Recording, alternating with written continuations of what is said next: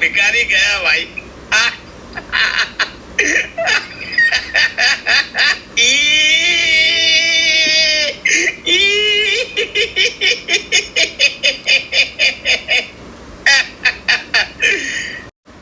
गिबियावनो नायगिरि बिथांमोनखौ आंनि दिनैनि गोदान आपडेट भिडिअआव बाराय हरग्रोनाय थाबाय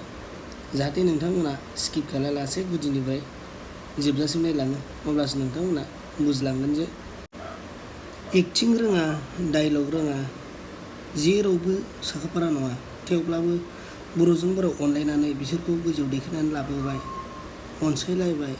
बहायबा मिटिं दावथिङाव लेंहरनानै डायलग खोनासंलायबाय दा बिसोरनि सिंजों जेसेबां गाज्रि अगियान जुनार आखुनि मानसि बिसोरो दा बिसोरबा बेसेबां समनिफ्राय बेबायदि आखल बाहायबोखोमोन उन्दै उन्दै गथ'फोरखौ बा सोरनिबा बिसिफोरखौ नोंखौ पस्क' आयेननि सिङाव दैदेनवारिखौ पुलिसा हमदों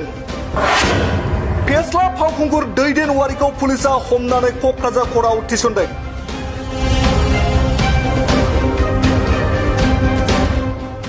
थांनाय माखासे साननि सिगां सासे हिनजावसाखौ जिनाहारि खालामनायनि अजदाव दिलीप नार्जारीखौ पुलिसा हमखांबाय नाथाय बे जाथायावनो लोब्बा थानाय गुबुन सासे हिर' दैदेनवारिखौ पुलिसा हमनानै दिनै कर्टआव थिसनबाय मख'नाया गोनांदि हिनजावसाखौ जिनाहारि खालामनायनि अजदाव बर' सुंद' सावथुननि साब्रै फावगिरिफोर फारियै अनिल कुमार नार्जारी सुबर्ण बसुमतारी दैदेनवारि आरो दिलीप नार्जारीनि हेंथायै पस्क' आयेननि सिङाव केस थिसनदों